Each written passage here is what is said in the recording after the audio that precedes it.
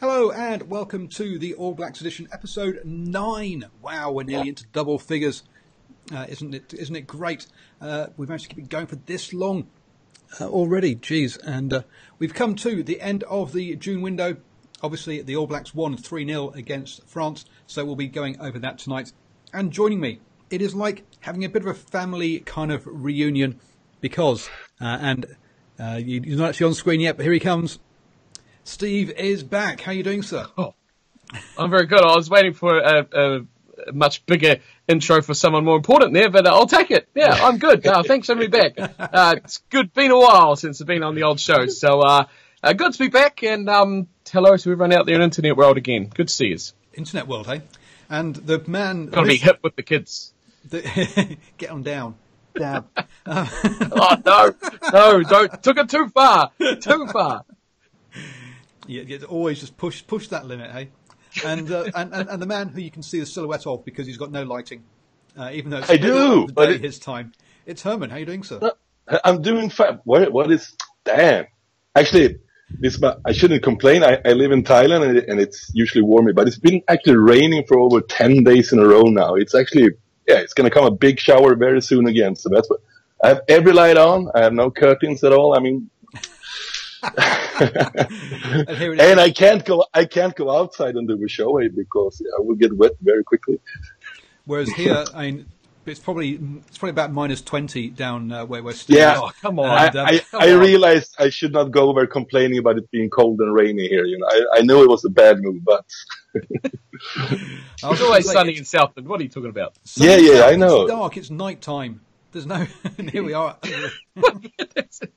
Fair point. I'll take that. During the daytime, it's always sunny. Yeah. What can I do to make it more? Always sunny in the south. Hey, there we go. So, but apparently we do have something to be. Sorry, I'm just going on a tangent here. The rest of New Zealand have got something to say thank you to Invercargill and the Deep South too. Apparently the Southern Alps down there are blocking all the clouds, and that's why actually. There is no clouds across the rest of the country. All the clouds coming from the south has been blowing up, and if you if you look at a satellite image, both sides of New Zealand have got lots of cloud going through them, and because of the Southern Alps, it's stopped the cloud across New Zealand. And thank you guys for taking one for the team. Well, I thought you were going to say thank you for a great Highlanders versus French Barbarians game on the weekend. Great hosting by the good old. Rugby Park down in Invercargill, but no. You just give credit to the West Coast instead, because that's where the Southern Alps are, not anywhere near Southland. It's okay. That's details. Yeah. Did you make the game at the weekend? Jesus, no. I was preoccupied. As most people would know, life has been pretty not the greatest recently, so... Yeah. Right, unfortunately not. Would have liked to have gone to the All Blacks game straight afterwards and done that as well. But, life had other plans, sadly. So, stick it to life. So. Positive now. All positive. So, on that, I've heard this already from Herman, but I'll ask him again. But I'll start with you first, though. Thoughts, comments on the third test, then? Just because it's been said on the channel before, who cares? Let's go over it all over again, because this is the All Blacks show. Steve, what are your thoughts? Well, I can go first since I haven't really given my thoughts on any of the tests so far in any of your videos, I don't think. No, not mine.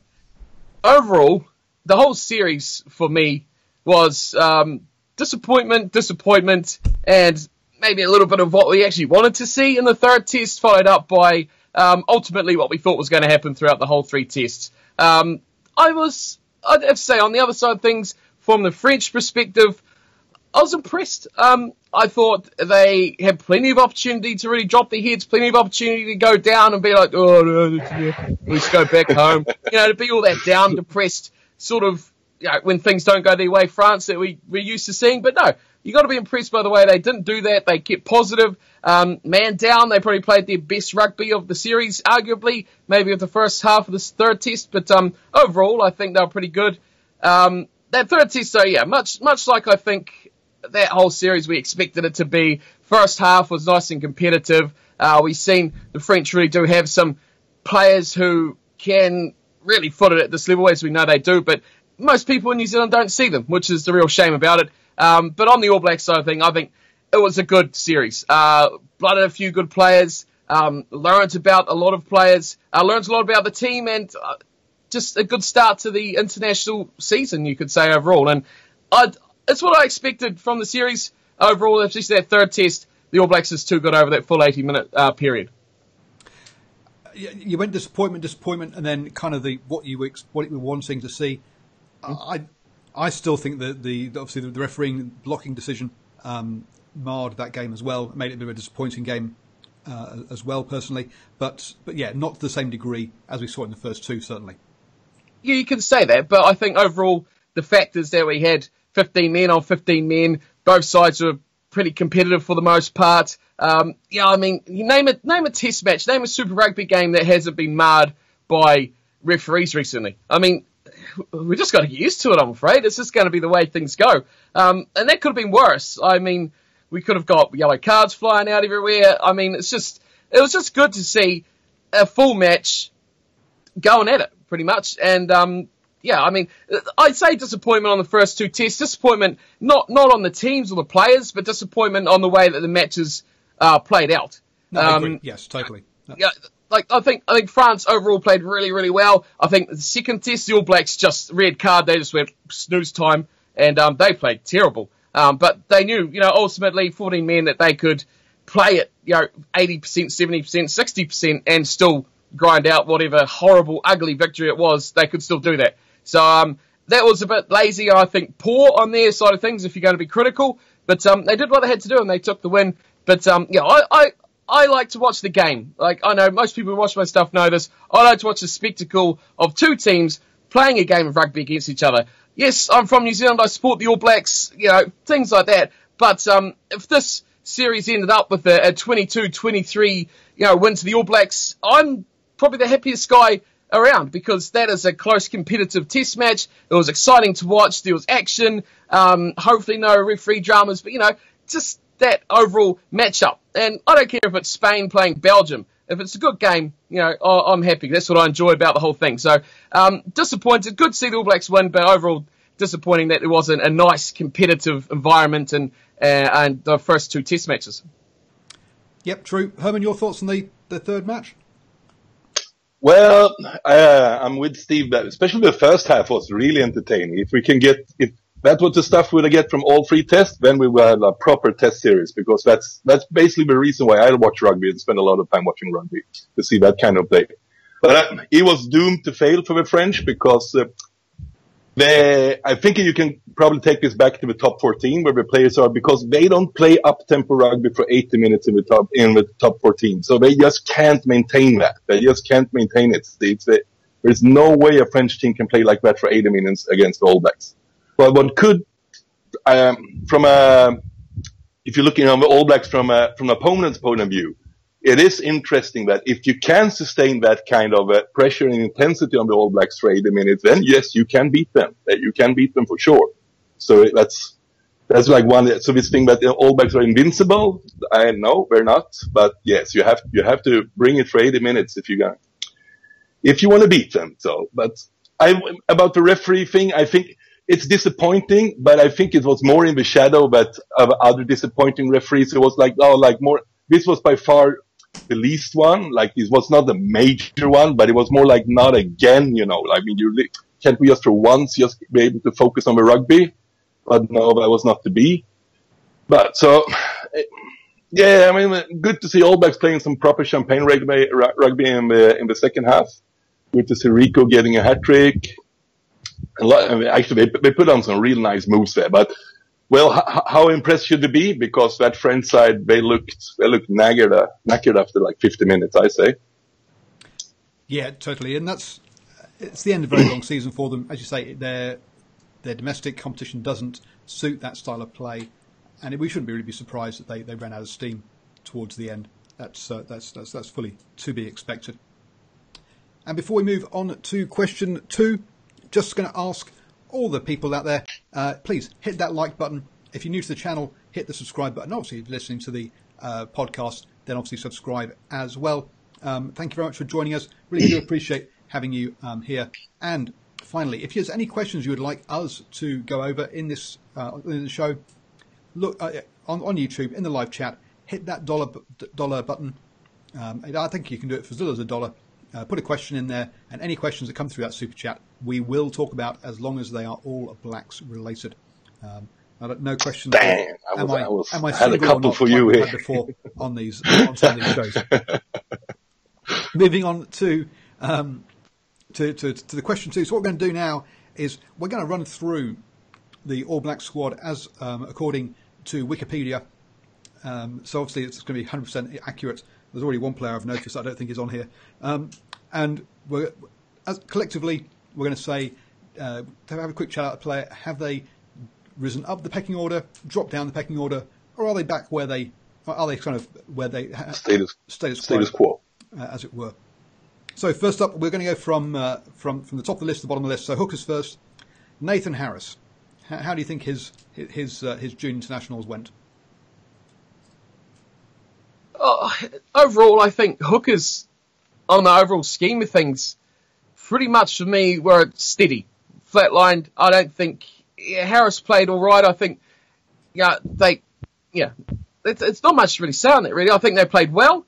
They didn't play poorly, but I think that level of expectation on the hookers is pretty high, and especially when you see like the Dane Cole sort of player that we've had in the past, if we ever see him again. But that sort of style of play, that level of play, is definitely something you expect, and I don't think they exceeded that by any stretch, but I think they played a decent fist of it. So I'd give them a pass, but I don't think either of them really promoted each other above the other, if there's any sense to confusing those two words around. I give him a pass too.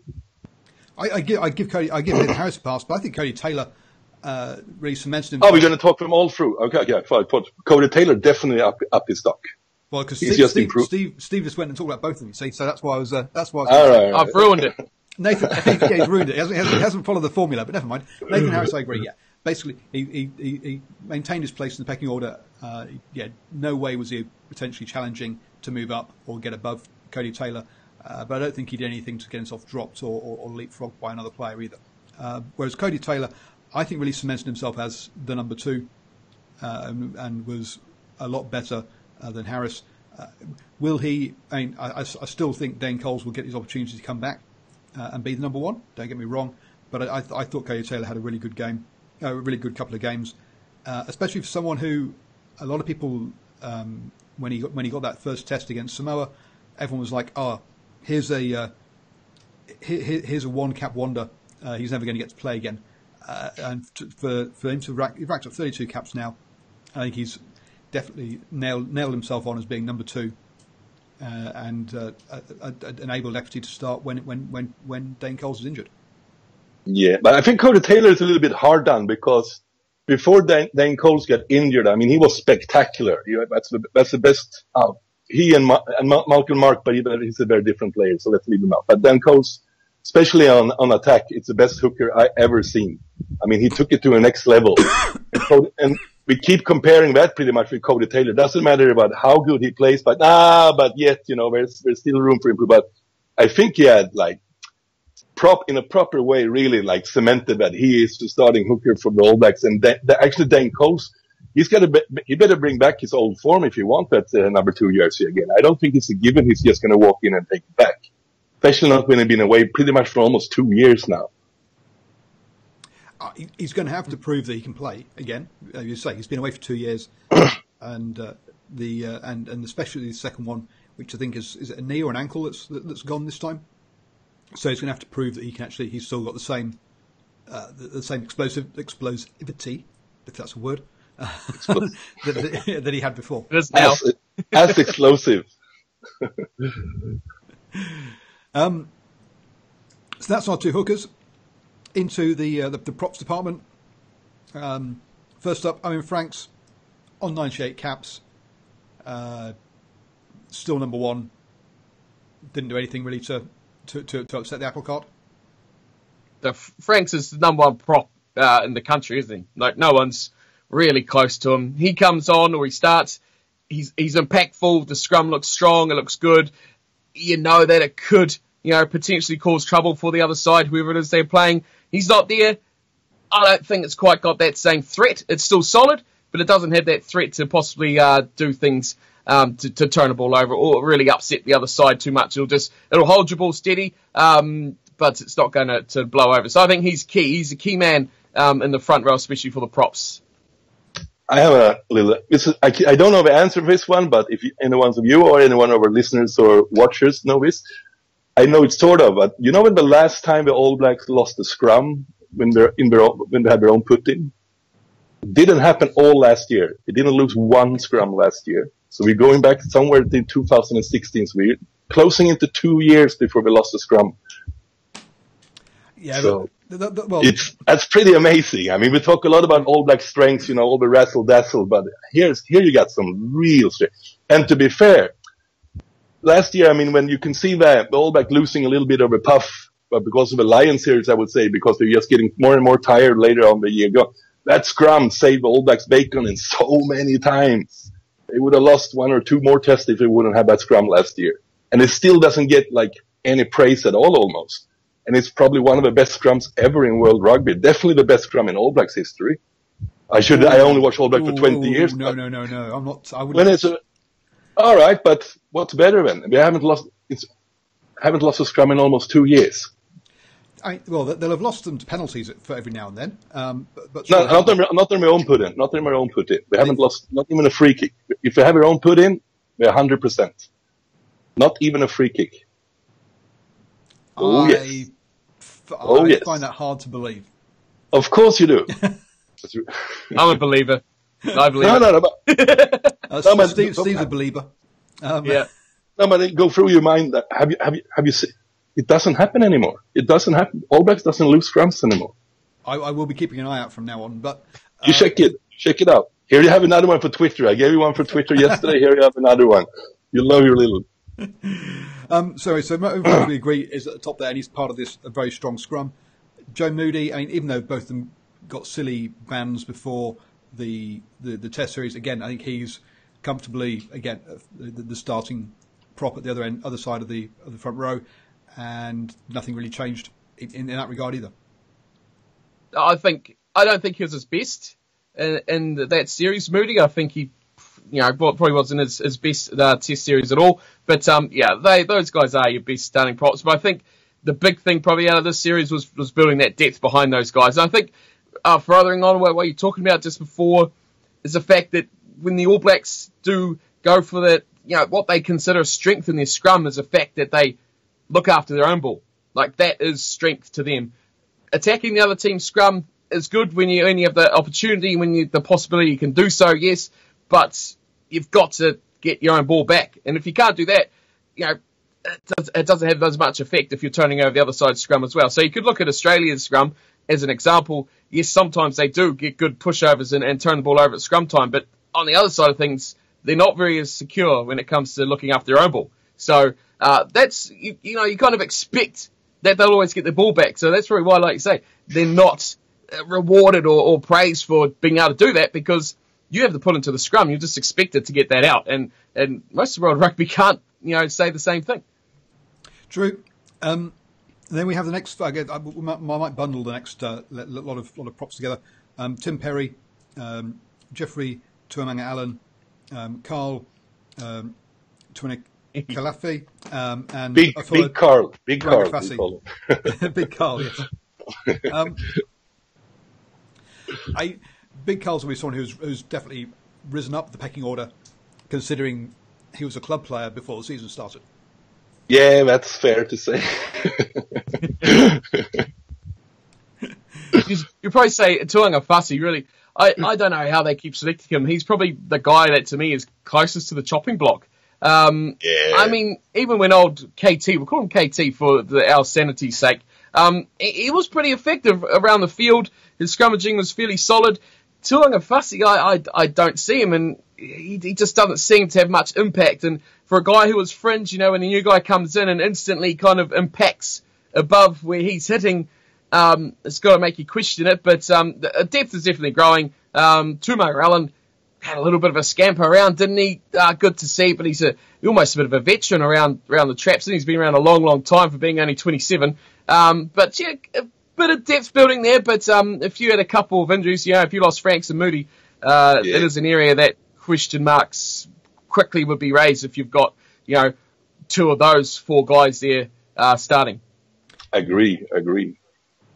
Yeah, I mean, when you've got, the Tim Perry didn't even pick up, hasn't even got a cap yet. And when three of your props are from the same team, from the Crusaders, you've got some fairly large question marks around the other teams and their props. When you back up All Black prop as you back up Crusaders prop, something's wrong, I'm afraid. Into the locks. It's where your depth is, isn't it, though? I guess you try them out and get new players. Rotation. I can't see Tuangafasi lasting the next series, and he's the Blues guy, and he's a different guy. So no, and we do have players out, clearly props out with injury, so it's going to be depending on who comes back in time for the Rugby Championship. Now, a man, Scott Barrett, a player of the series potentially for the All Blacks. Yeah. Yes. So, cemented himself as the number 3 lock, or can he actually get himself, or will he actually get a starting berth when Retallick comes back? I couldn't pick that. I said in that last test match, I tweeted out, Retallick comes back, you've got Whitelock and you've got Barrett. I think Barrett easily the best improved player in this whole squad. He's the guy who's made the most impact, the most increases. His stocks are right up there. I mean, I would put him performance-wise on that series. He's performed better than Sam Whitelock, to be fair. He's outperformed everyone. And if you're picking a squad for this weekend and you had Retallick coming back, I'd start Retallick on the bench. To be perfectly honest, he is, I think, the best player, or second row going around, if not one of the best players in the world. But coming back from injury and things like that, you would start him. But if we were going rugby championship time, these guys are all fit. I wouldn't want to pick it. You put Barrett on the bench just because, wouldn't you? Because you've got the riches of Whitelock and Retallick. But goodness me, he has been amazing. And yeah, I agree. Easily player of the series as well. Totally agree. And it's also solved what's probably one of the biggest question marks of All Blacks going forward. Who's behind Whitelock and Retallick? That was like a big question. And now all of a sudden it's problem solved. It's problem solved for now, but I think with post Rugby World Cup there's still going to be some question marks as Whitelock definitely will be retiring at that point. He's 29 already. I'm not sure how old Retallick is, but he seems to have been around for a long time. He's only 26, I think. 26 or 27. Okay. Well, he won't be. He'll be around for a while then. So Scott Barrett, it's very difficult to raise up the pecking order when you've got Whitelock and Retallick in front of you, but he's done everything he could do to try and do so. Looking at Sam Whitelock, got outplayed by the younger guy, but you still think he's holding his place, and he was captain, for example. So it's a bit hard to see him dropping down the pecking order, but you still think he's experienced wins today. Yeah, 100%. Yeah, he'll be there. Next time.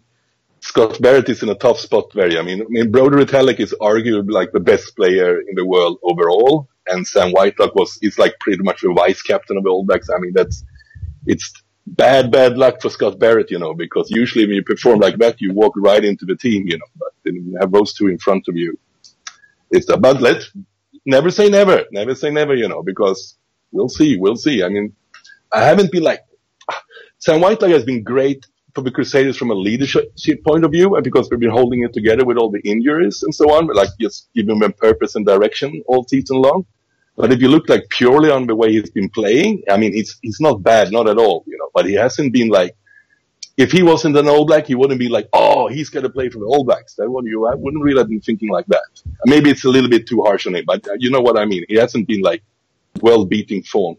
Yeah, no, no particular errors, but nothing flash, just doing his job, which some players, sometimes you want, just people who just do their job rather than everyone trying to do something flash. So that's not necessarily a bad thing. Then the other two locks that were picked, Tom Franklin and Luke Romano.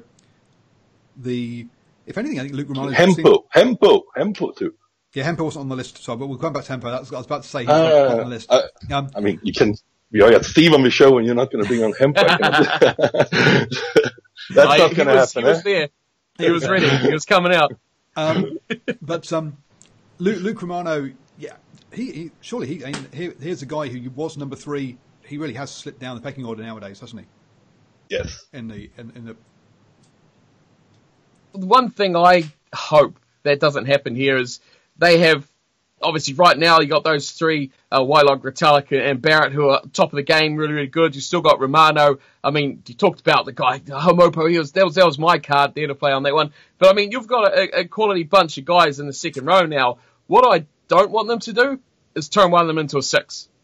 That'll be disaster. And I already noticed they played Homopo in the back row, which I was bemused about in that third test. So it's nice to have that versatility, but, locks are locks. You get a lot more impact from, a big Jerome Kaino sort of player playing at number 6 than you will out of a big lanky Homopo who's supposed to be in the second row. So I just hope they don't do that. I don't want to see Barrett at 6. I don't want to see, Franklin, anyone, Whitelock, any of those guys at 6. So, I think good depth in that position, and just keep it as good depth. And most of those guys are pretty loyal. Romano's getting on a bit as well, so I mean he's not going to be too much of a threat to want to push on. If anything, he'll probably go and cash in overseas. Yeah, I was going to say I think Romano's dropped down the pecking order, and it's time for him to go overseas. The Tom Franklin, you've got to be disappointed he didn't get his an opportunity to get on into the team, and got blocked by, say, Homopo, who he's definitely.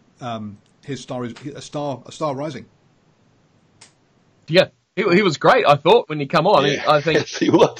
He played in that back row position, which I said I didn't really like. I was a bit hesitant about, but he was really, really good, very, very versatile in his play. Solid all around the field, didn't do anything bad, carried the ball very well, and of course line out. I mean that's just bread and butter for him. So he played really, really well, and then first match, a big step up from a guy that.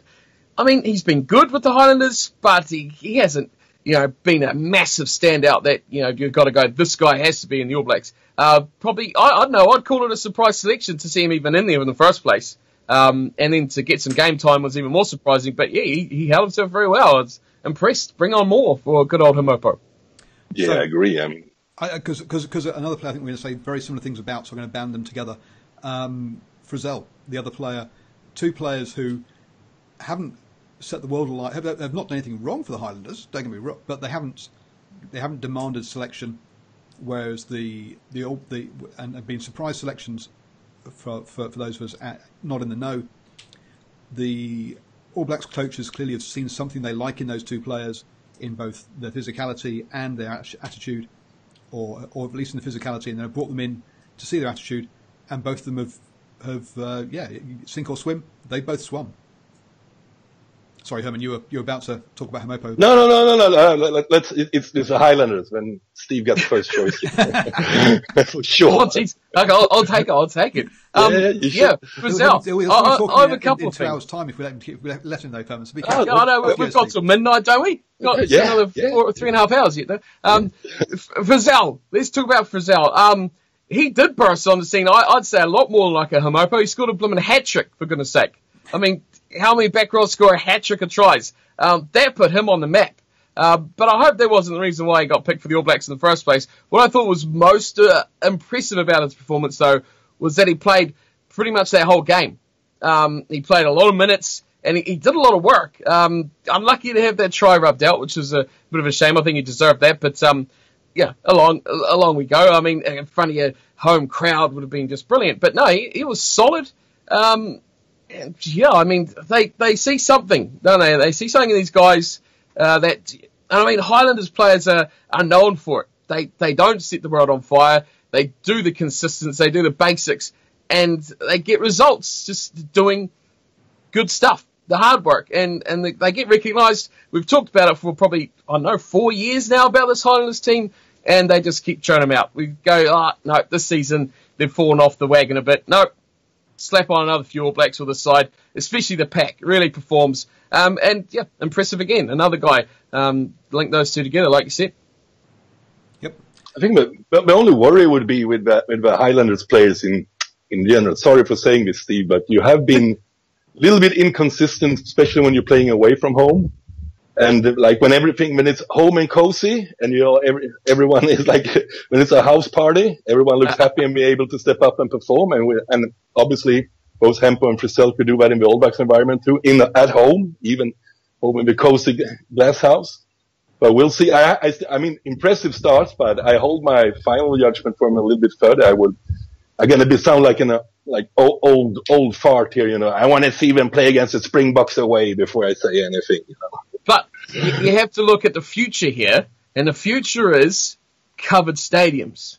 That's true. Everyone's going to... So I just think 40 years in the future, we'll be like, no, we pioneered this with Frisell and Hamopo. Yeah, we were one step ahead with these roofed-in guys. Yeah. We know what we're doing. Hang on. How long has Cardiff had a roof on their stadium? I'm talking about worldwide. Southern Hemisphere. Oh, Southern Hemisphere. Every test match. Every test. There are a couple of stadiums in Europe that have a roof, Steve. Well, I was going to say, but they had the roof before. They had it down south. That's what I'm saying. And it didn't help them, did it? At all. The atmosphere is great, though, in the Millennium Stadium. The roof helps. I'd agree. From what I've seen at Forsyth Bar or been to there, it creates a phenomenal atmosphere. Even if it's not packed, it still does. Yeah. And when it's packed full of Irish fans, that's crazy. Welsh fans in Cardiff, not Irish, but never mind. Oh, Irish fans at a Rugby World Cup. Oh, that game. Okay, gotcha. Anyway. So between us. Some other back rows talk about... Little pillow talk here in the show, No need to feel left out. It's okay. So the back row, Sam Cane... my only surprise about Sam Cane was I thought he would be captain for this series. I always thought... I've said it for a number of years now that he was he's the next captain after Kieran Reid. So I was a bit surprised to see he wasn't given the opportunity here to be captain for these 3 tests. Is that... Well, yeah, but they probably had a hunch that he wouldn't last all 3 tests. And surprisingly, I mean, I've been singing Sam Cane's praise a lot the last 2 years. But this was probably the worst I've seen from him in the All Blacks jersey in a couple of years. So, I mean, he's not on his way out of a team, but he didn't cement his position. I mean, it's tiny. If there is someone coming from up and under who like really, really pushing for it, I mean, Sam Cane a little bit opened the door because before this, he was pretty much almost like Richie McCaw. You just dream on, take his jersey. But now you can, at least some other players can dare to dream again that they can get that 7 jersey. There's a lot of guys in this team that pretty much always pick themselves straight away, as it currently stands. Sam Cane's one of those guys. I mean, even still, I agree, he wasn't his best by far. And then, of course, injury, big surprise there. But yeah, he's a guy like a Whitelock, like a Retallick if he's fit. They just go on the team sheet first, regardless. And you have to be consistently bad for, if he's like this at the end of the year as well and hasn't got, marginally better, or I should say largely better, then the questions will start to be asked. But who's really pushing that door down? There's no one really banging on the door, is it? Well, I think we saw that when Arnie Severe came on and then got himself injured straight away. And then Matt Todd was the replacement there. So for both of those two, Matt Todd has signed a contract to go to Japan and play in top league. So he's going to join the off-season. So we can clearly see that he knows that 3rd or 4th is his place in the pecking order, and that's not going to change much. And Arnie Severe, well, injury stopped him from making a claim to push Sam Cane, really. Yeah. Hey, I'd put Arnie Severe in a little dinghy boat with Mr. McKenzie. To be honest with you, these guys are impact. They are impact, bench impact. Really explosive players, impactful players. But, even from Savia starting that test match for whatever minutes he lasted for was pretty ineffective. Not what we're used to seeing from him, having 16 guys hanging off his coattails, dragging them 20 metres up the field. That's what we're used to seeing from him because he comes on, makes an impact, and really makes a menace of the tiring players. Super Rugby level, he's a different kind of player. He kind of makes that impact through the 80 minutes. It's a different level. Test match rugby is a bit different to that. So I think him, along with everyone's most loved and hated player, Mr. McKenzie, to me, I'd just bench players. I mean, you're going to talk about fly halves and that later, but I would have started like a Matt Todd and still had that Xavier impact coming off the bench, after half time. That's me. I agree, but that's pretty much been the All Blacks selectors thinking for quite some time too. But I just thought like it was Ard has been around for so long now, so he needed to get a shot to get a starting year. So and it's heartbreaking when he finally gets that shot. He gets himself injured right away. So what's now? It's going to be another 2 years before he gets another start. And it's a dead rubber, isn't it? So what have you got to lose? Yeah. Yeah, well, you might get a start against Japan later in the season, or the third. He's got 2 opportunities this year to get to those. Then we talk about on the other side of the scrum. We've got Fafita, Liam Squire, both on that side. Again, injuries messing things up a bit for both of these players. And Fafita, another one of these guys in this kind of, is he a lock? Is he a back rower? To me, he's very much a back rower. Having him as a makeshift lock doesn't work. And so to me, that didn't work for me. That experiment. But I think the number 6 years is still very much up for grabs. I think Squire seems like the obvious choice, but he hasn't really cemented himself there yet. I mean, I still think he performs better in the Highlanders than he performs in the All Blacks. I think it is his jersey to lose at the moment. No, he's not that in it yet. It's not. He cannot be that comfortable yet. You don't think so, Steve? No. It's tough, isn't it? If you pick that, if everyone was fit, it's probably the jersey that is most up for grabs, especially in the pack, I'd say, if they had a fully fit squad. But, Fafita's definitely close, but I wouldn't have it as my first starting. So I do like what Squire does. He's pretty impactful. If I was picking a squad, he would probably be my guy at 6. Consistency, I think, is a word you've already talked about. And it's something I think he could definitely improve on. But when he's on, he doesn't look as destructive as he's going to be. He's a big guy and he looks a bit mean, but I mean, he doesn't look like he's going to just bulldoze like he can do. So I'm a fan of him. As with Elliot Dixon next to him, I think those two guys, they complement each other quite well as replacements for each other. Even though Dixon wasn't even in the squad, but I do like what they bring both to the Highlanders and that sort of setup as well. So, back row is definitely in a major transition period, I guess you could say that, especially the likes of 6 and 8 without Reid there. I think basically whenever Squire's fit, he gets picked so far. And whilst a better option, really. Yeah, this is very new, Paul. Kane only dropped the shirt in the end of last season. Squire has not. He took another lady's shirt off, but the true, but ever since then, Squire has been has been basically whenever he's been fit, they've picked him.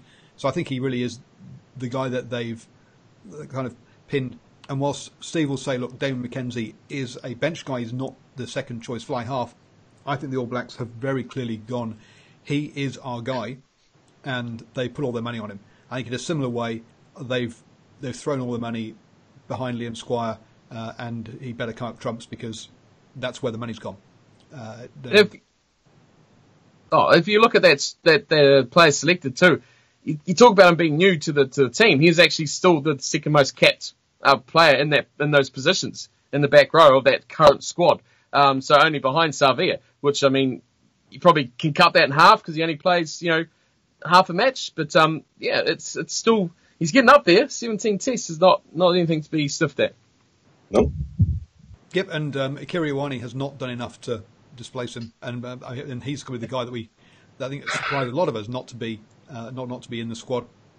Not me. Only Blues fans are surprised about this. No, for real. Yeah, Anyway. but I understand from a blues perspective. Let me talk about this from perspective, because you're so underperforming, and you have this one big guy who do some damage to opponents, you know. So, he's gonna be an All Black. But for the rest of us, is just watching the blues and watching the horror show, and he's like, he does some carries, but he's just as stupid as the rest of the blues players, you know. You do a lot of bad stuff on the field, a lot of poor decisions, and he's getting pretty much like the red carpet into the All Blacks. Come and train for us. Come and train. They really like handling like a little baby just to getting on the right track, and he still doesn't get picked. That doesn't tell you anything. Well, I'm sorry, Paul. I was a bit harsh now, but I had to get it off my chest. I don't know if you hear my fire spitting in the background. Sorry there, folks. Yeah, your fire's upset too, eh? Yeah, my fire's Doesn't upset want too. to Sorry, there's not a gang shooting outside my house or anything like that. It's just the fire just cracking away. But okay, so I did go and do an interview with Auckland Rugby a few years ago. And one of the things, and this is how I never get my press pass ever again. Or one of the things that one of the things that was mentioned was that we won't give you a Kiri. He won't get any good answers out of him. And it was quite clear that he didn't quite get it and understand what the role and what the job of being a professional rugby player was. It's not just about performing on the pitch. And here's a guy who's gone to the Olympics, sevens player, got all the physical attributes, got all the talents, just hasn't got the nous, unfortunately. And he's definitely improving. His work rate is way higher this year than it was last year, and his decision making is better. Has he got some way to go? Yes, but he is, as you say, the reason that they've put the red carpets out there and they are really trying to mentor him and coach him in the right way is because he does have all the skills, he does have all the physical attributes. He just needs a rugby brain. He just needs a brain, as you say. Yeah, and those are easy to get. Just do a transplantation. But in Akira's defense, in Akira's defense, he is actually contributing to the All Blacks in a major way, you know, because it's easy to see him being the big brother, but he has beaten up Rico a lot and chasing Rico around a lot. So I'm sure this is where Rico got his. He's been running away from Akira all when he's been growing up. You know. This is where he gets all his news, where he gets all his speed from, you know. So we have to thank you, Akira, for this at least. Am I wrong? You think I'm wrong? There's an element of that, and is there also an element of Scott being the youngest one, sort of going, right, I've got to eat more than everyone else because I've got to catch up and grow to catch them up in size, and then he grew past them. Maybe that's how that happened. Well, it's easy to see Akira been chasing Rico around the house a lot. It is, but anyway, the number 8. Jordan Tuafua and Luke Whitelock. I mean, Jordan Tuafua didn't get any game time, so I don't think we can make any kind of judgment on him at all, really. Luke Whitelock went about his business. Will get thrown out the squad as soon as Kieran Reid comes back. Yeah, right? But considering he got all 3 tests full 80 minutes, that means the All Blacks pretty much have said, you are our backup guy for Kieran Reid. They have put the markers down there for sure. I think he just did what he had to do, didn't he? Again, it's another Highlanders pack thing, isn't it? They're not flashy. They're not super amazing. They're not Dane Coles like down the sideline, do amazing, backflip dives to score tries. They just, he carried the ball, he made tackles, and he just cleaned out rucks. You didn't see him. Much running the ball. Didn't do big flashy breaks a lot of time. He made a couple, but Kieran Reid is a completely different player, isn't he? He's always on the outside channels. He's always looking for that overlap with the wingers and things like that. Not Squire. So we're talking about Whitelock. Completely different. Just a down and dirty player, isn't he? Just gets in there, does the hard work, rolls up the sleeves, and he did that well. Could you complain? Well, he did, because I don't think he did anything wrong.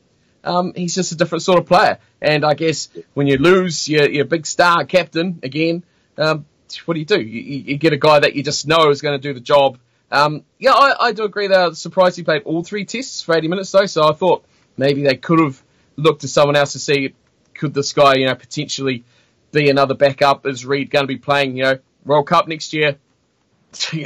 What's the chances of Reid lasting that whole tournament?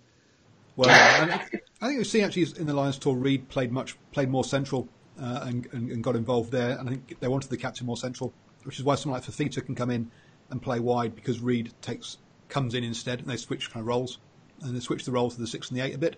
So I think they do change it. The Reid's role is changing at the moment within that. Moving on to halfbacks. Situation normal. Well, Aaron Smith is number 1. He's still the best in the world, is he? And there's basically, we don't know who number 3 is because they never get to play. Aaron Smith is clearly the best. There's no argument. I mean, if anything, did TJ even get anywhere but backwards? I mean, compared to Aaron Smith, he's just a class above, and he's the guy that does the job. Yeah. Perenara comes on when the job's done. Yeah. I mean, I think for me it hurts extra much. I'm like a big fan of TJ. Also, like, I'm watching some personal interviews with him and stuff like that. And he comes through as such a likable guy, such a smart guy. Like I got all like pretty much. Yeah, I want to be a good friend with him. I would love to have a good conversation with him. But even with all this bias, I can only know, but there's no way he's in front of Aaron Smith. It's not even. I mean, because Aaron Smith pretty much plays Will Genya on a really good night.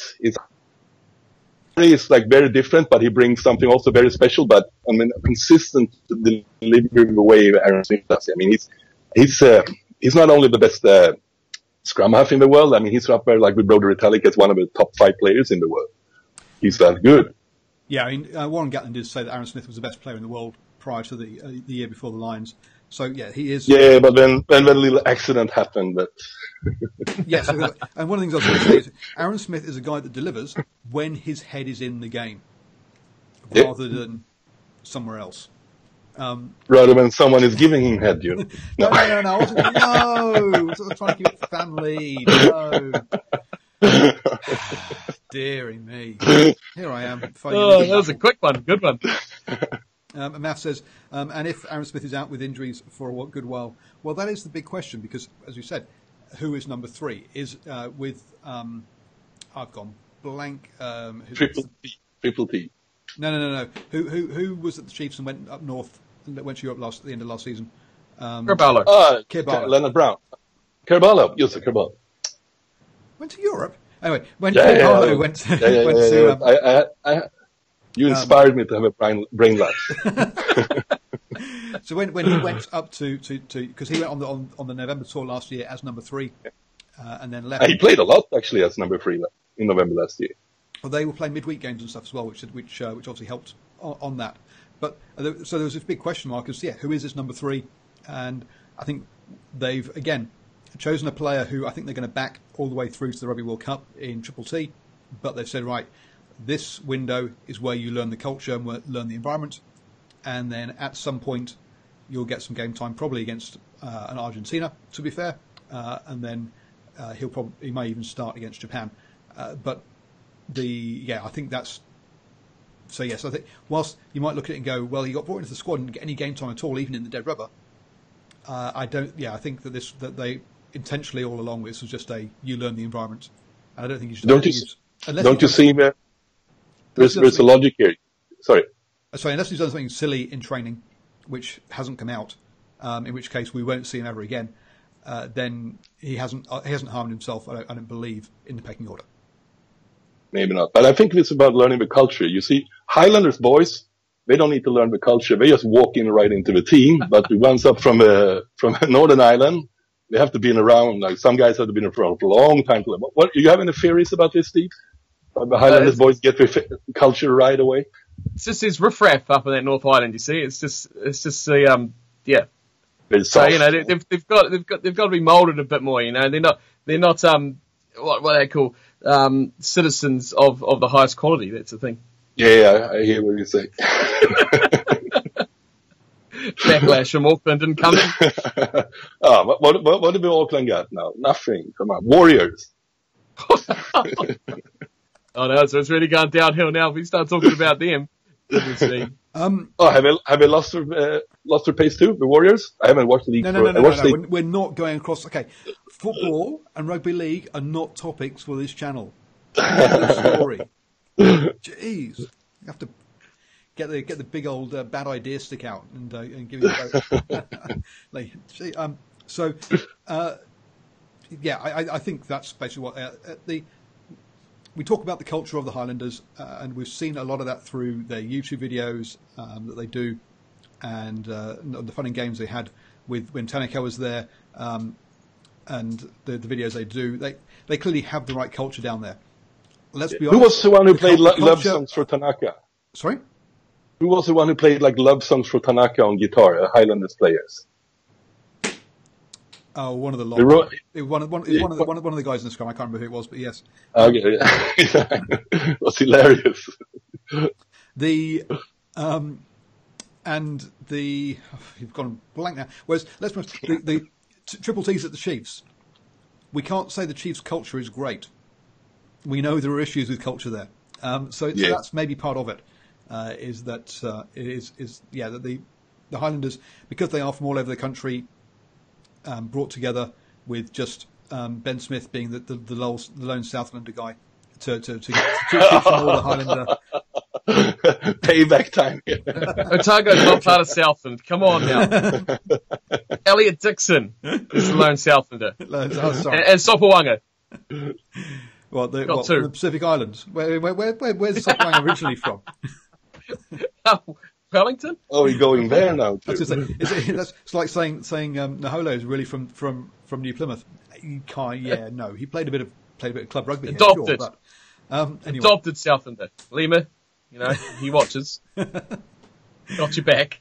Anyway, so maybe that's part of it. I don't know. I just think, Triple T. It's his first season in Super Rugby. He was just there as a learning experience.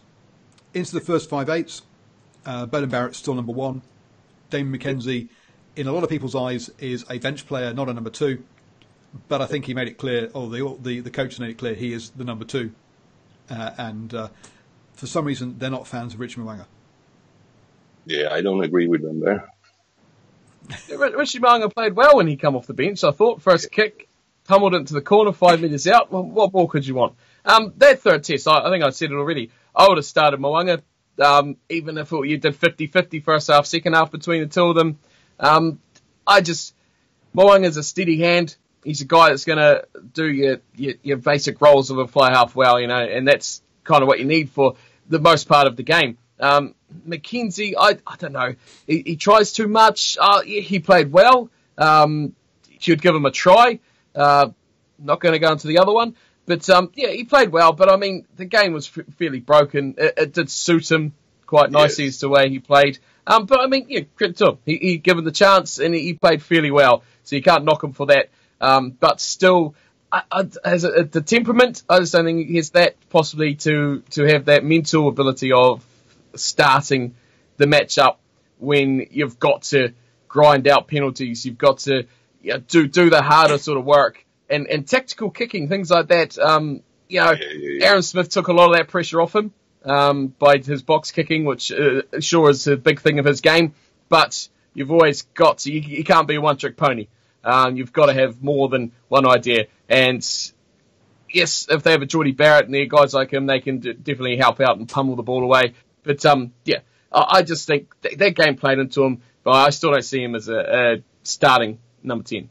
No, me neither. I mean, I think I'm still going to back Richie Mo'unga. Still have some more time. I think this season will eventually prove that his time's going to come when, as soon as some team starts to put pressure on the All Blacks for a full 80, then we're very soon going to realize that we want Richie Mo'unga in there instead of maybe even instead of Bowden Barrett. Sometimes I would go that far because the one asset I think Richie Mo'unga has that neither of Barrett or McKenzie has, he can actually really influence games when he's on the back foot, or the team is in the back foot too. If we've seen it over and over again, both with the Chiefs, with the Hurricanes, and with the All Blacks, when like the pressure really comes on, both McKenzie and Barrett can pretty much disappear out of a game. But we've seen with the Crusaders, when they are under the pump, Mwanga is usually the one actually taking me out of the pressure. We'll see. He has to do it. He has to do it on the highest level. We yet to see it. But I still see that potential in him. I'm a fan. Mwanga and Goodhue are my two ones I want to talk into the All Blacks starting 15 before the World Cup. That's my mission in life. And absolutely, as Steve Hansen watches this show religiously. You see, and did he pick Goodhue eventually? This is how you get the message through to him. I tell you, there's no other route. No other route. He doesn't listen to any other media. This is the only one he does. So, so I'm afraid you both. I think one of the things you've got. I think they've put their money on Dane McKenzie probably about 3 or 4 years ago when he was in the under-20s and said, right, this guy. I think New Zealand went. This guy is going to be one of our guys. And he's basically he's shown it at the Chiefs from fullback, and then they basically decided. And I think that's they've gone money in, and this guy will come hell or high water be our number 2 and fly half and get given the opportunity. This is only his first season at number 10, so I think he's still got time to learn the ropes before going into the Rugby World Cup. But I think that's definitely going to be. There's something clearly about Richard Mwanga that the All Black selectors either don't like or they just like Dave McKenzie so much more for some reason, because they just only seem to pick him when there's injuries. Richard Mwanga can't get in the squad. Never mind the team when there aren't injuries. I think it's that future type of player though, isn't it? It's that X factor that a player has. I like Mwanga as a player, but he's never going to take a kick down into his 22, turn around, beat 5 defenders, and run 80 metres to score you a match-winning try in the 82nd minute. He's going to pass it off to a winger or something. He's a safe player. He's a solid player. That's why he's a first 60 minutes player of the game. Yeah. McKenzie, Beauden Barrett as well, for that matter, he's a guy. They're electric. They're X factor. They're going to spark a game. They're going to change a game in a step. That's the big difference. I think that is ultimately what you look forward to, because that's a point of difference, isn't it, between your team and the other country's team, is that ability to change the game in a flash. And no question McKenzie has that ability, but what cost is it going to come to if you keep putting him in that team jumper if he doesn't get that side of his game right and learn to do that safe part when you've got to do that safe part. And that's what he's just got to learn, if he can learn it. So a couple of comments from the chat. Math74, it's so difficult when judging 10s unless you've played there. Oops, we're being put in our place here. It's difficult to comprehend. These days you get quick ball to the 10, but defences shut down quicker. They do. They're both Barrett and McKenzie have a lot less space playing there than when they play 15. And one solo, I think that the All Blacks have struggled to develop other 10s under Beauden Barrett. I hope Richie doesn't suffer from the same issues Lima had. And yeah, I think there's a fair chance that Richie will probably be around until the Rugby World Cup, and then will leave for big money abroad, in the same way Lima's done. I wouldn't be surprised. We'll see. I mean, we're still. I mean, Ben Smith's probably gonna retire from the All Blacks after the World Cup, so it's not impossible to think that Beauden Barrett will go back and play fullback. Yes, it is. You think it's impossible? Beauden Barrett has very, very, very vocally said he doesn't want to play fullback. Okay, that makes sense. And with Geordie available for there, Milner Scudder available, there are other options available back there and even potentially Hivali, who actually hasn't had a great season this season, but Crusaders, but another player who could be there. Yeah, but now you're stretching it. Come on. I mean. But the point is, the best work I've seen of Beauden Barrett was when he was impact sub as a fullback. That's when he was wow, he really changed games. Yeah, and it's what people are saying a lot. People are saying similar thing about Dane McKenzie, aren't they? Yeah. But I'm not sure. I've not actually heard D-Mac say he wants to be number 10, but I've definitely heard Beauden Barrett say that he sees himself as a 10, not as a 15. Moving on to the centres then. Ryan Crotty, still first choice on the team sheet, as long as he isn't seeing dicky birds flying around his head. Yeah, easy. No real question about him. Injury is his biggest problem. So we'll see how he goes. And Sonny Bill Williams again came on in the last test, had a good test. Again, has nailed himself down as being the man that plays next to Crotty, effectively. Yeah. Now, Yep. But the only problem I see is like the combination of Bowden Barrett, Crotty, and Sonny Bill Williams. They don't seem to have like a real chemistry with each other. All three of them by themselves are really, really great players, but we haven't seen like that's not Dan Carter, Manono, and Conrad Smith. Pretty far from it. They offer different things, though. I feel. I think you've got three guys, two of them who are going to create you something. Barrett's either going to create you an opportunity, or he's going to offload to Crotty, who's just going to, run and try and create. I mean, he's not going to spark through a line. He's just going to probably take contact, try and manipulate a bit of space. Or you're going to give it to Sonny Bill, who's going to take three defenders and offload it. You're not going to get them too much combining with each other to create something on the back of one another. So you're going to get the outside backs coming off Sonny Bill, or Crotty coming off Sonny Bill as well. Or you're going to get Barrett creating something for those outside backs as well. Maybe I'm a bit harsh now, but isn't that a little bit predictable? Well, I mean, tell the other teams to stop it. Here comes the Kiwi arrogance. Finally, we've been waiting for 1 hour. I mean, everyone knows. Everyone knows. I mean, how many years have they been doing it for? Ever since Barrett was been at 10, really, I guess, since the last World Cup. And it still works. Why it ain't broke, don't fix it. Yeah, but I'm expecting more. I want more because I think the other teams feel more close now 1 year out from the World Cup than we did last time around 1 year out of the World Cup. I mean, if you think that that's the only tactics they've got, then no. I'd find that hard to believe. I know there'll be a lot more that happens on that training paddock that you probably won't see till maybe this time next year, sort of thing, that you'll see starting to sneak into games. There'll be a lot in the background, but they'll be just winning and developing. That's the real goal for now. Anyway, one fellow makes a very good point here. Crotty will get injured, so let's talk about the next guys. Yeah, that's true. Talking about the next guys, Anson Leonard-Brown, Lamapi, and Goodhue. So you know what I think, Paul. So I thought Anson Leonard-Brown played better than he's played all season in that first test, but really has perhaps pushed himself down the pecking order now. He was the incumbent. He's been doing that for 2 years now. I mean, for 1 year at least. No, but hasn't he? I mean, he got like the perfect start in the All Blacks, coming right after the World Cup, looking like so flash perfect and you were thinking, that's midfield problem solved.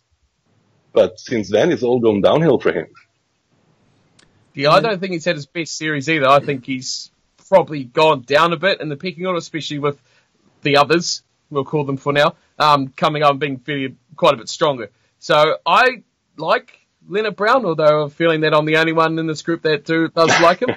But he is much like a Crotty, probably not 100% as a safe, but probably a bit more, when he's good, a bit more of an attacking weapon than Crotty is. So I still like him as a safe option if Crotty did go down.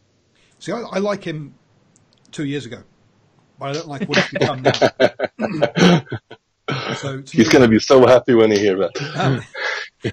Another person who watches this show. I liked you 2 years ago. Brown. He hangs on to my every word. If he ever hears this, I'll be amazed. Anyway, I don't like what he's become. I think he's gone backwards, or teams have figured him out. Lamapi is a really interesting one because he can only play 12. But he plays that role really well, and he looks like Nonu at the beginning of his career. Here's a guy that could become Nonu. No. No? At least unlike Nonu, he's learning to kick earlier in his career, which is a good start. Yes, exactly. So he's so to me he's the exciting guy. He's the guy that the All Blacks want to get on the bench, which is why you can't play Richard Mwanga on the bench, because you can't have a a 21 who can only play 10 and a 22 who can only play 12. You need to have some versatility on that bench, which is why DMAC gets in there ahead of Rich Moang and gives you some versatility in that 21 jersey. Sorry, 22 jersey. Because the 23 jersey is Lamapi just running it up. And he seems to have grabbed that one, and he seems to own that jersey now. Yeah, I mean, he had a pretty decent series as well. When he did the chances he did get, I mean, it was just typical of him, wasn't it? I mean, he's carried on and shown what he did last year and kept it going, which is what you need. I mean, you can't have those guys going backwards. So it's promising. I think he has developed a lot. Like I said, he is starting to use his kicking game a bit more, especially with the Hurricanes, which is good to see because, especially playing at 12, I'm an old school fan, and that 12 jumper, you've got to have someone who could be a backup kicker. Call me old school, but I like that. I was always a fan back in the All Blacks days of having Aaron Major at 12 because I knew he could kick. So I'm old school like that through and through. Keep that coming from Lamape, and I'll be more than happy to see him off the bench. So you're not a Sonny Bill Williams fan then, because Sonny Williams can't kick? Well, it depends who else is in the team. Like I said earlier, you've got to have more than one trick. You can't have one guy only that can kick. If you've got two Barretts and Aaron Smith, then you can get away with the Sonny Bill. But you can't have that one guy that's always going to have that target on his back when you're inside your 22, and you know there's a kick coming. You got 6 guys running at him at full tilt.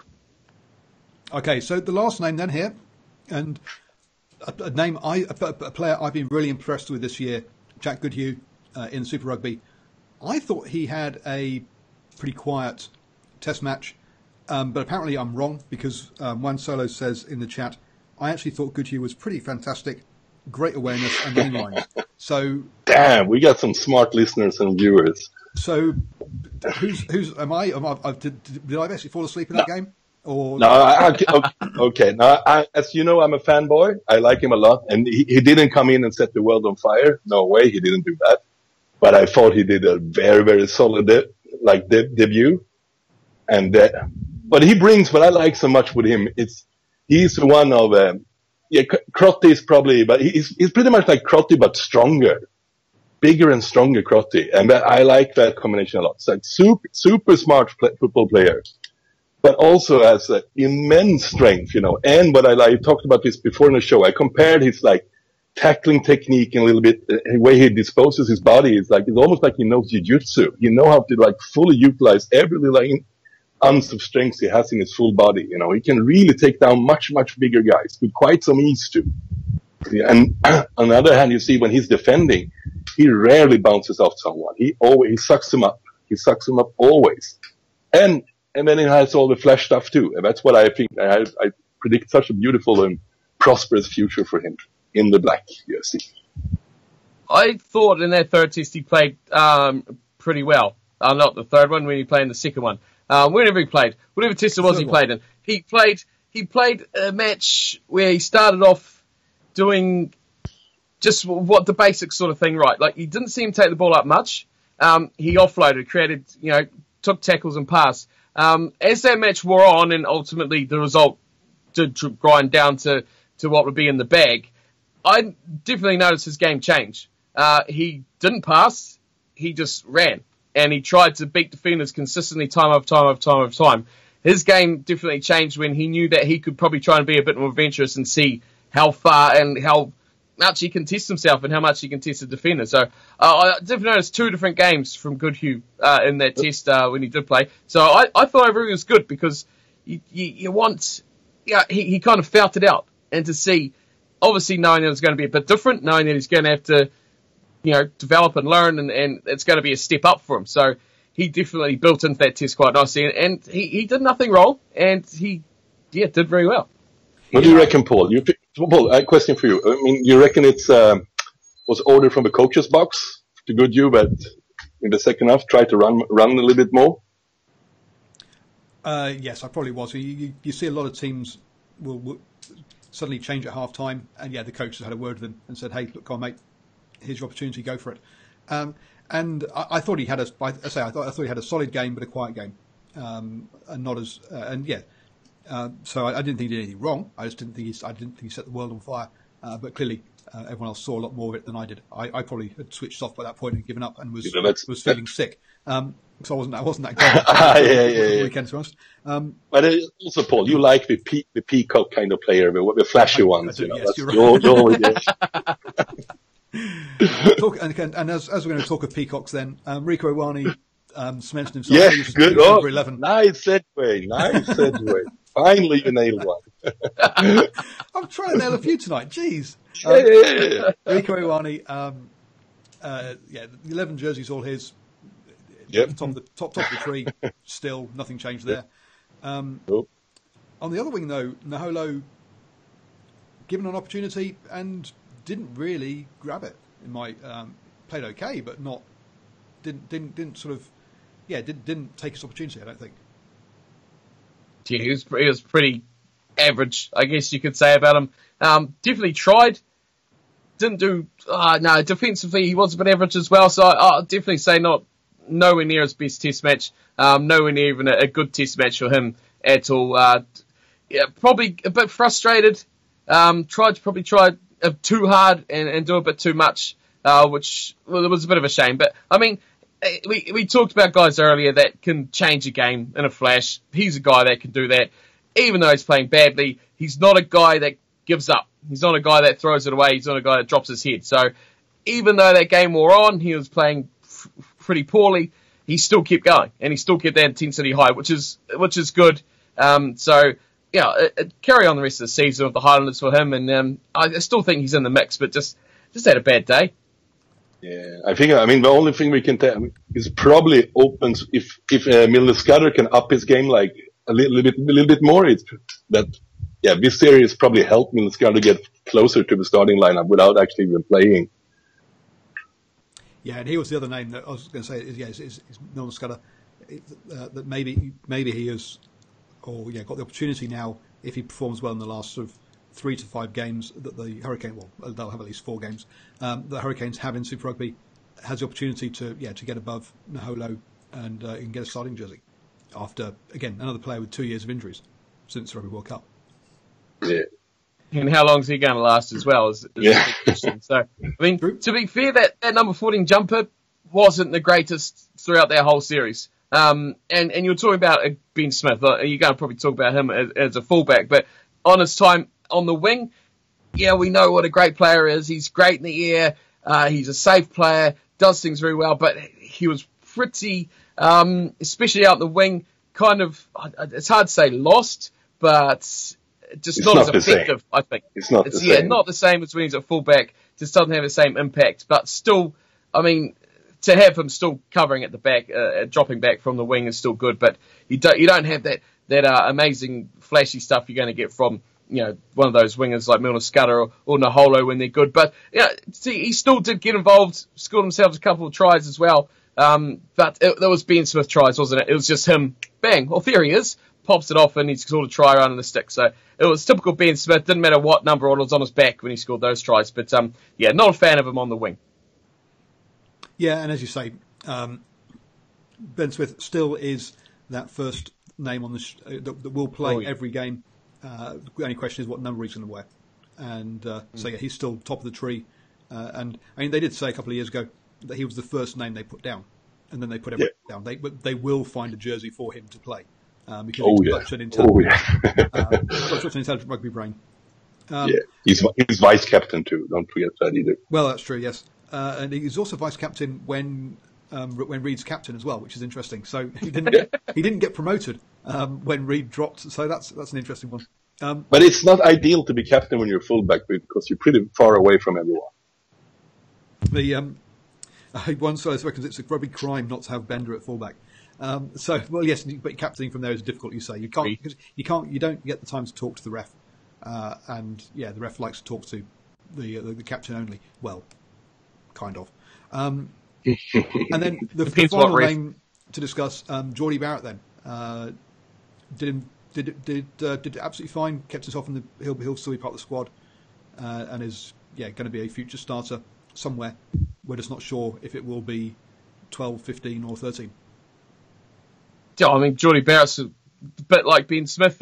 You kind of would find a jersey for him somewhere. He won't be the first name on there, but he'll be on our jersey somewhere in that team.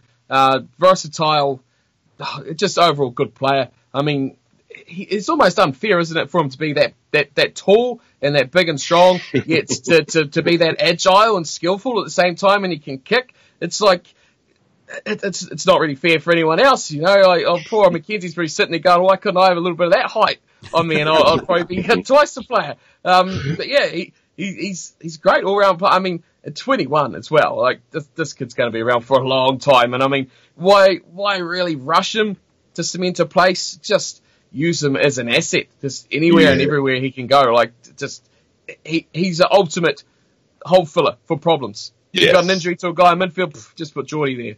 Oh, he's not very well. Geordie's good. I mean, to debut against the Lions, I mean, that was insane. That was insane. And to play how he did, I mean, he was the best All Black player. He was the best All Black player by some distance in that game too. I mean, he's next level. He is next level, and he will be a star for a long time. He'll go down. He'll go down beside Daniel Carter as one of the greats.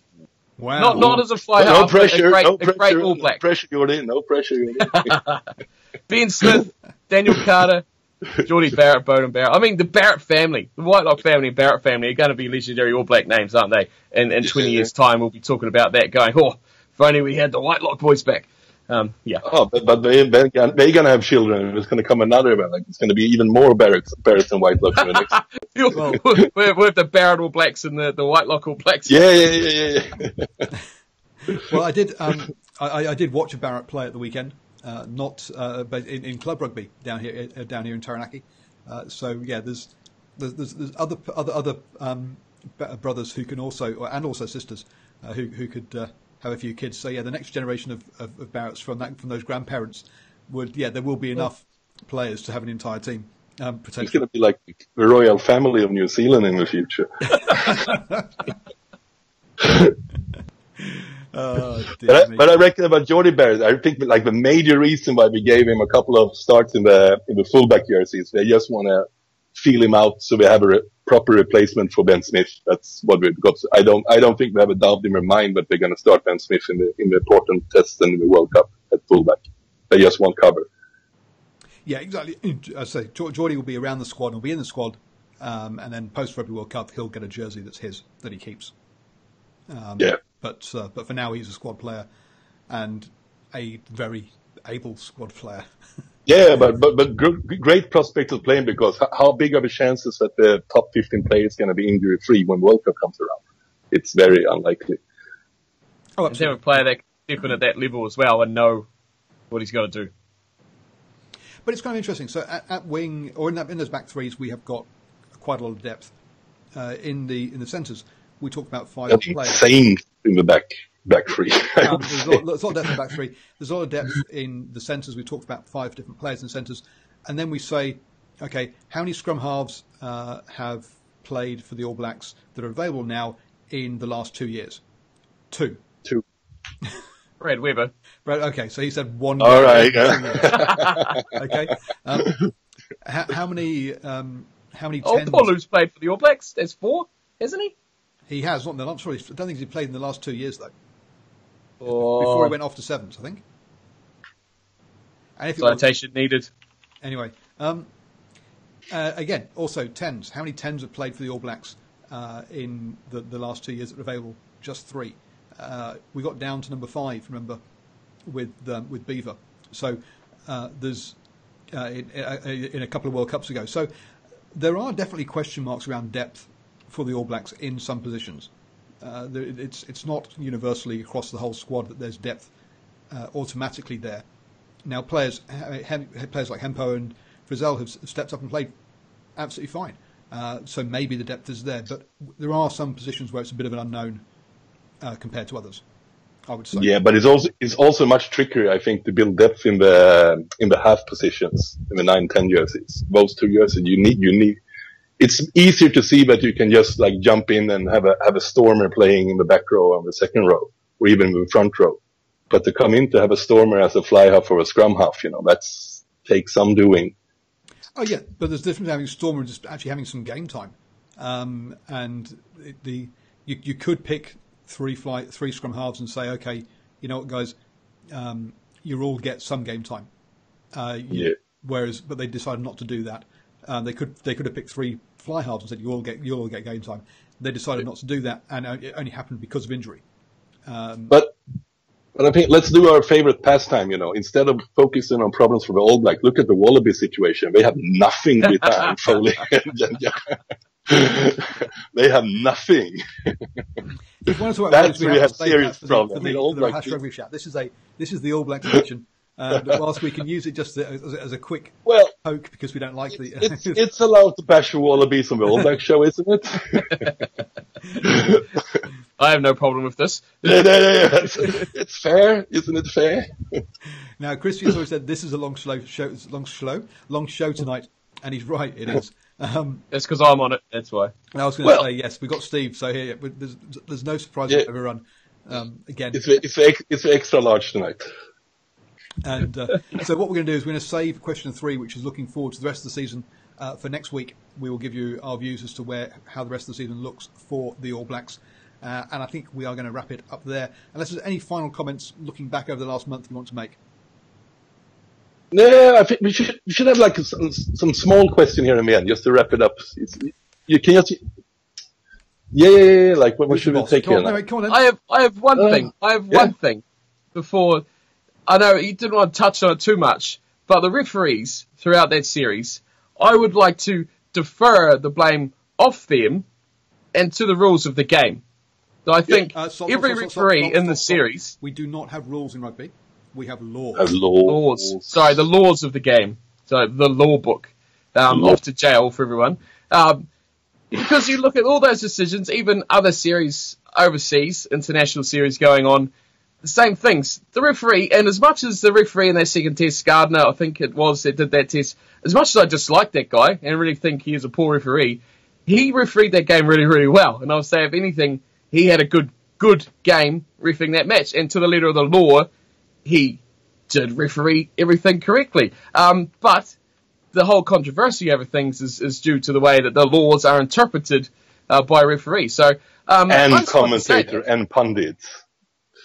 And everyone. Yeah, but I just want to say, I don't think fully it's referees. There's some commentators they really don't help the cause, by bashing referees when actually referees have made the right call. I mean, I have like a long love story with it, but to be honest, we should not go too deep into this, but I've had a little bit of a turn off on rugby in the last 3 weeks because it's just getting too much with the ref bashing and with like endless law discussions, what is right and wrong. It's taking way too much focus away from the game. And we talked about this a little bit yesterday too. I mean, if it's not like it's properly addressed before the World Cup, and it's going to go on like this in the World Cup, because right now we're the little family watching the rugby, the whole world is not watching right now.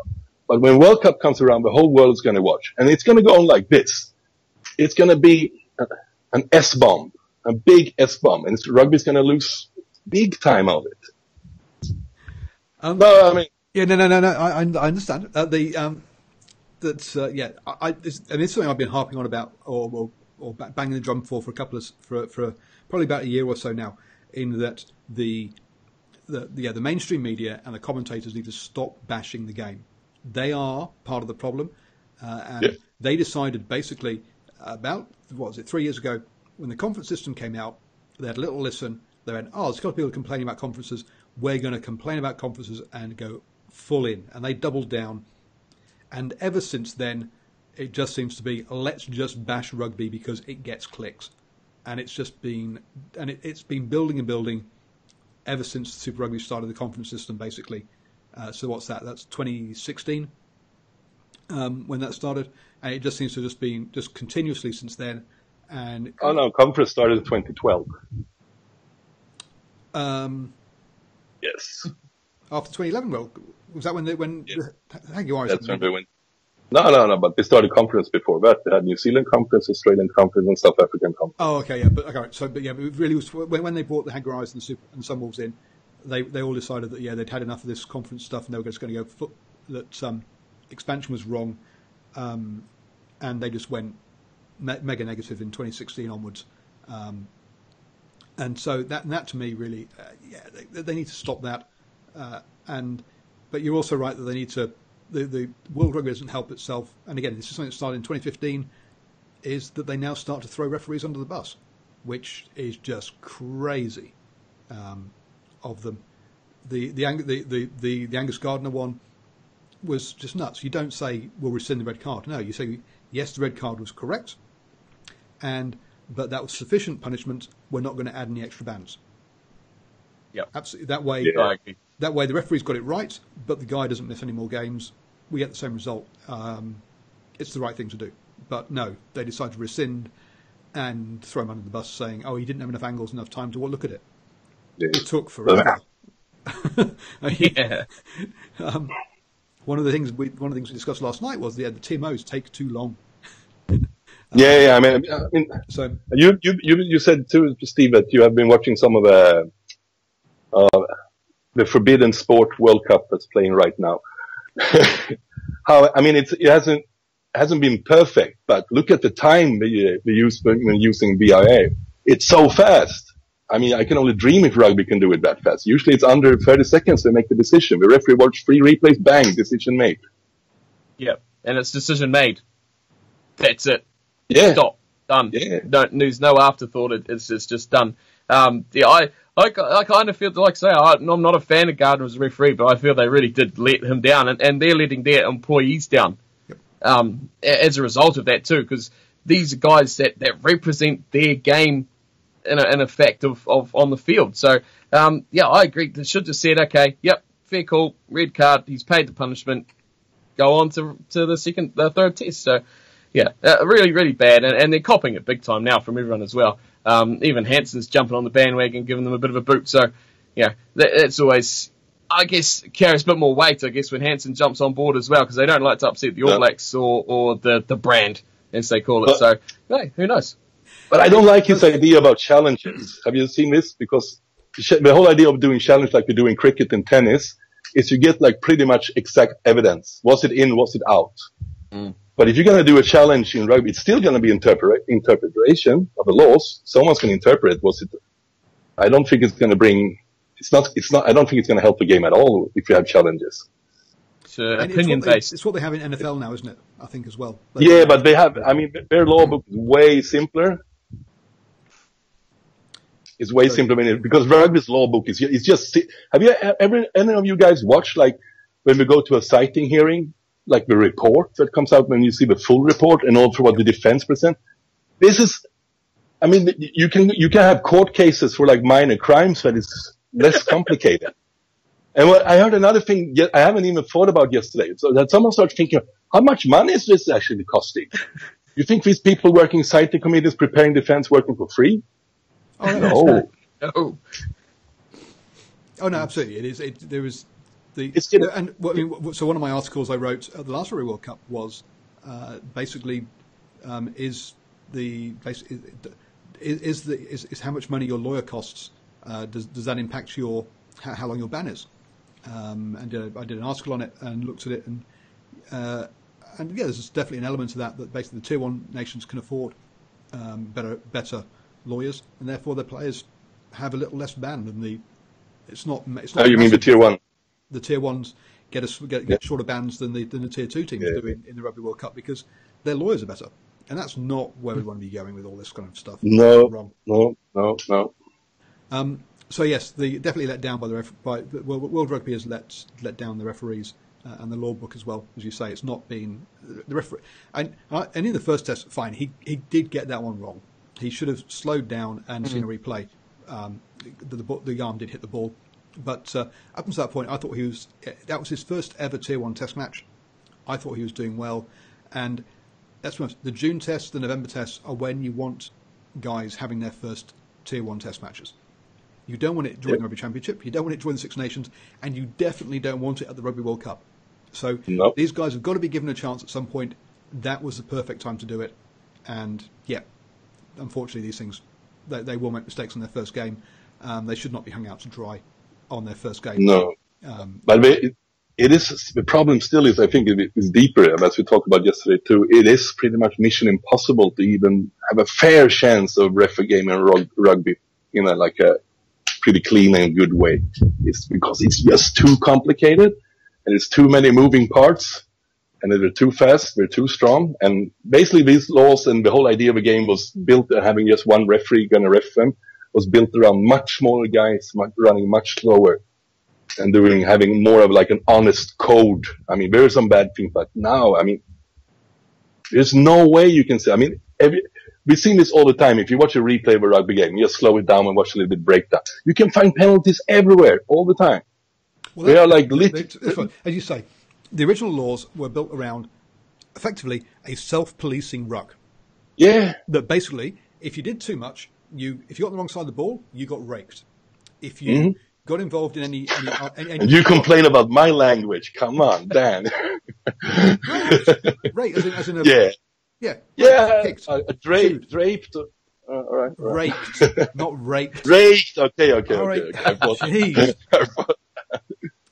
Raked. R-A-K-E-D. Or something. The other word wouldn't be wrong either. Actually, I mean, it's in the ballpark. And if you got into any skullduggery in the rucks, then basically punches were thrown, and both sides had a hard man, and it was his job to throw a punch at some point to self-police the rucks. Now, we've removed the self-policing, but we haven't added anything extra in to police it. Apart from the same guy still has to now suddenly police an awful lot more, because before he could just let the boys do it, sort it out, let the boys play, as the Egg Chasers podcast say. And that's just that's all gone. So there's no self-policing anymore, which would have sorted some of this stuff out. I mean, another thing when you watch old rugby clips, when we do the scrums. I love this. This is we'll have one short little quick question to finish the show. All right, no, but I'm in the mood here. I mean, we're now going to talk about scrums. We could be here. No, but you have seen it. Where did it all go wrong? Where did it all go wrong? Oh. Steve, when you watch the old videos of scrums, the All Blacks. England rugby is where it all went wrong. Yeah. I don't know if you can still hear it. Playing 10-man rugby, that's been the demise. We're talking about we wrap up the show now. Thank you very much for today.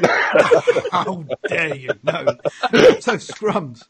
The scrums basically were a bunch of guys would come together quickly, throw the ball in, out it goes, let's play.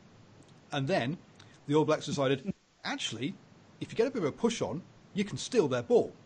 And so they actually started properly, and the scrums weren't that much, weren't. I mean, they clearly weren't as uncompetitive as rugby league scrums, but they weren't much more than that. If you look at some of the old ones, and suddenly the All Blacks decided, hey, if we take this seriously, we can actually get the ball. And everyone went, oh, hang on, we've got to get serious now, do some real pushing and stuff. And suddenly, and that's why it descended into what it has done today. But yes, the early shove on, the All Blacks realised they could actually just walk over it and do that, and that's where it all came from. Well, that. What winners? W. The W's. He's down with the youth, and I'm just old. I've got no idea what he's talking about. Do what it takes to get the win, Paul. Get the win. Catch up. Cool. Are we done? All right, I'm done, Paul. Done if now? You want to wrap it up now. Steve, you done? I'm not going to start another one. I'm done. Oh dear. Hit the like button, subscribe, all of that kind of lovely stuff. Steve, where can people see your wonderful videos? You can find me, Cornflake is the name, the crib is the place. You can find me there on YouTube. We've got all sorts of things going on, bit of gaming, pretty much everything rugby and sport related, opinion stuff, all sorts of stuff. So come stop by and hit that little red button that says subscribe, because we all like that. And come say hi. And Herman's got nowhere. Herman's actually on that side. It's mirrored. So when you see me looking at Steve, I look that way. When I look at Herman looking that way, it's all very confusing. Anyway, Herman's the social ghost. So just come and find him on @DrivingMaul. Social. Please, subscribe, hit the bell as well, so you don't miss any of the videos, because notifications don't really work on YouTube. And if you look at the pinned they stopped working lately, haven't they? Notification on YouTube. We're not going into social media. But you can just I'm just trying to give like an easy way out here, like, it's not working as good, la la la. Okay, but But Paul is on script now. I should not interrupt him. So yeah, hit subscribe, hit the bell, then you will definitely get notified. And the other option is obviously is to the pinned comment is a link to my newsletter. So obviously hit that as well. Cool. Thank you very much for joining me. It's been a blast. It's taken forever, but it's been absolutely great fun. Thank you, boys. Steve, you back again tomorrow night for the preview? It's my fault. Hopefully we will.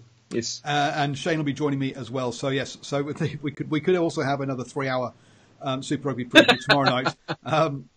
But hopefully we'll try and keep it down to an hour. Anyway, thank you everybody, and enjoy whatever rugby you're watching this weekend.